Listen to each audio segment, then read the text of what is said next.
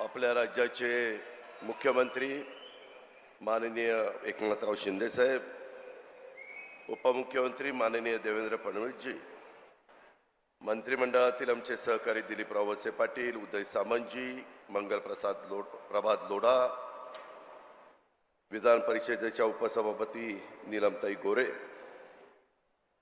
माननीय पवार साहेब, सुप्रिया सुळे, विधिमंडळातील माझे सहकारी दत्तात्रय भरणे, अनेक अधिकारी इथे उपस्थित आहेत. सर्व अधिकारी वर्ग, विविध राजकीय पक्षामध्ये काम करणारे उपस्थित असणारे सर्व सहकारी, बारामतीतील प्रतिष्ठित नागरिक, माझ्या पुणे विभागातून आलेले बाहेरनं सर्व विद्यार्थी विद्यार्थिनी, पत्रकार मित्र, बंधू भगिनींनो, माझ्या तरुण मित्रांनो, सुरुवातीलाच आपला सगळ्यांचा लोकप्रतिनिधी या नात्याने राज्याच्या मुख्यमंत्री पदाची जबाबदारी स्वीकारल्यानंतर पहिल्यांदाच एकनाथराव शिंदे बारामतीमध्ये येत आहेत. मी शिंदे साहेबांचं, देवेंद्रजींचं, दिलीपरावांचं, उदयजींचं, मंगलप्रसाद लोढाजींचं आणि नीलमताई गोरे या सर्व मान्यवरांचं बारामतीकरांच्या वतीनं मनापासून स्वागत करतो. थोडा उशीर झाला त्याबद्दल दिलगिरी व्यक्त करतो, कारण सकाळी एक महत्त्वाचा कार्यक्रम मुख्यमंत्र्यांना कोकणातला लागला, तो कार्यक्रम करून ते आपल्याकडे आलेले आहेत. आता ह्याच्यानंतर देखील छत्रपती संभाजी महाराजांचं वडू आणि तुळापूरला पण स्मारक करतोय. त्याच्यानंतर लहुजी वस्ताद साळवेंचं एक स्मारक पुणे शहरामध्ये करतोय, त्याही कार्यक्रमाला जायचंय. मित्रांनो, सुरुवातीच्या काळामध्ये तुम्हाला सगळ्यांना प्रभात लोढांनी सांगितलं, खरं तर विभागीय स्तरावर नमो महारोजगार मेळावे हे महाराष्ट्राने प्रत्येक विभागामध्ये घ्यायचं ठरवलं. पहिलं राज्याची उपराजधानी असणारी नागपूरमध्ये घेतला. त्याला उदंड अशा प्रकारचा प्रतिसाद माझ्या तिथल्या मुलामुलींनी दिला.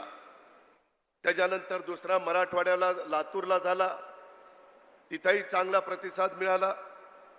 तिसरा उत्तर महाराष्ट्राचा अहमदनगरला घेतला, तोही पूर्णत्वाला गेला. आणि कोल्हापूर, सातारा, सोलापूर, पुणे या 5 जिल्ह्यांचा बारामतीमध्ये पश्चिम महाराष्ट्राचा आज मेळावा होतोय. आज आणि उद्या 2 दिवसाच्या करता हा आहे. नोंदणीकृत उद्योजक जवळपास 350 झालेले आहेत. अधिसूचित केलेली रिक्त पदं 55,000 आहेत. उमेदवारी नोंदणी 33,000 झालेली आहे. मित्रांनो, आम्हाला माहिती आहे, आम्ही अनेक वर्ष राजकीय जीवनामध्ये काम करतो.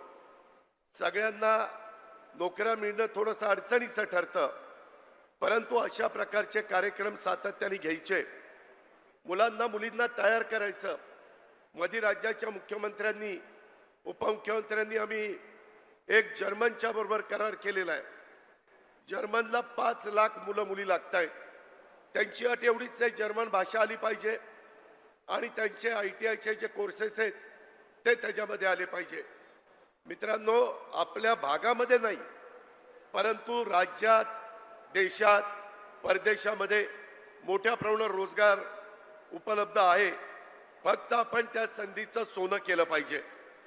आज इथं मगाशी लोढा साहेबांनी सांगितलं, मी आपल्याला पण सांगू इच्छितो, माझं त्यांचं बोलणं झालं. अभ्यासक्रम, mechano is housekeeping, front office सेवा, इमारत देखभाल, फलोत्पादन आणि लँडस्केप संप्रेषण कौशल्य आणि इमारत देखभाल प्रयोगशाळा, असे 5 कोर्सेस ते आपल्या कृषीमूल्य शिक्षण संस्था ITI आपलं मोरगाव बारामती रोडला आहे, तिथं काही कोर्सेस देऊ इच्छित आहेत. आणि माळेगावचा ITI तिथं काही कोर्सेस आपण देतोय. साधारण मुलांनो मुलींनो 15 ते 30 दिवसाचे कोर्सेस आहेत. आणि ते कोर्सेस तुम्ही चांगले केले तर एक 30ची बॅच बाहेर पडणार आहे. यामध्ये अनेकांना स्वतःच्या हाताला काम त्या बाबतीमध्ये उपलब्ध होणार आहे. ते आपल्या सरकारची भूमिका आहे आणि त्या पद्धतीने सरकार काम करत आहे. आज अनेक वेगवेगळी बारामतीमध्ये झालेली कामं त्याची उद्घाटन स्वतः राज्याच्या प्रमुखांनी मुख्यमंत्र्यांनी केली।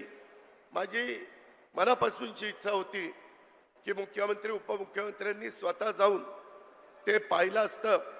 आता मला जे तुम्हाला इथं स्क्रीनवर दाखवलं त्या स्क्रीनवर जे पाहिलं ते जसंच्या तसं आपण तिथं केलंय। मला पोलीस उपमुख्यालयाच्या बाबतीत माझ्या बऱ्हाणपूरच्या ग्रामस्थांना सरपंचांना धन्यवाद द्यायचे की 66 एकर जागा अशीच पडलेली होती, त्याच्यामध्ये आपण बऱ्हाणपूरच्या सर्वांना विश्वासामध्ये घेतलं आणि 132 कोटी रुपयाचं पोलीस उपमुख्यालय तिथं केलेलं आहे। अजून त्याच्यात काही गोष्टी करायच्यात, त्याबद्दल देवेंद्रजींच्या बरोबर मुख्यमंत्र्यांच्या बरोबर मी बोललेलो, तेही काम नजीकच्या काळामध्ये पूर्णत्वाला जाईल। पोलीस हाऊसिंग बारामती इतकी दुरावस्था झालेली होती, आपले पोलीस कसे तिथं राहत होते मला शंका यायची, मला कमीपणा वाटायचा। आणि मग 4 एकर जागेमध्ये पूर्वी 73 क्वार्टर्स होत्या, परंतु 7-7 मजली एक इमारत बांधून आपण 196 क्वार्टर्स तिथं केल्या आणि 75 कोटी रुपये तिथं आपण खर्च केला। बारामती आपण म्हणजे राज्य सरकारने बारामती बस स्थानकामध्ये पहिलं बस स्थानक कसं होतं हे आपल्याला सगळ्यांना माहिती आहे।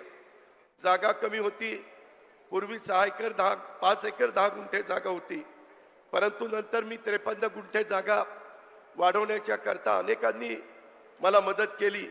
त्याच्यामध्ये डॉक्टर रमेश भोटे असतील, विजय गालिंदे असतील, गोंजारी असतील, आमचे इंगोले असतील, बोरी असतील, पाथरकर असतील, नंतर कायम खानी नजमुद्दीन असतील, या सगळ्यांनी सहकार्य केलं आणि मी विशेषतः बारामतीकरांना धन्यवाद देईल। हे काम चालू असेपर्यंत तुम्हाला थोडंसं अडचणीच्या ठिकाणी जिथं कसब्यामध्ये जावं लागत होतं, परंतु तेही तुम्ही सहन केलं आणि आता महाराष्ट्रामध्ये नंबर 1 बस स्थानक आज बारामतीचं आपण सगळ्यांनी निर्माण केलं। माझा सतत दृष्टिकोन हाच असतो, करायचं तर नंबर 1चं करायचं, नाहीतर त्याच्या भानगडीत पडायचं नाही। आणि ह्या पद्धतीनं बारामतीच्या वैभवामध्ये भर घालणाऱ्या एकाचड एक वास्तू आपण राज्य सरकारच्या मदतीनं उभ्या केल्या, त्याबद्दल मुख्यमंत्र्यांना उपमुख्यमंत्र्यांना आणि सर्व सहकाऱ्यांना मी मनापासून धन्यवाद देईल। संबंधित कॉन्ट्रॅक्टर अधिकारी, संबंधित आर्किटेक्ट यांचाही आपण सत्कार केला। या सगळ्यांच्याच मुळे हे घडलंय। अजूनही बऱ्याच गोष्टी पाईपलाईन मध्ये मित्रांनो, ती पण कामं लवकरात लवकर पूर्णत्वाला कशी जातील मला मुख्यमंत्र्यांना सांगायचं आहे।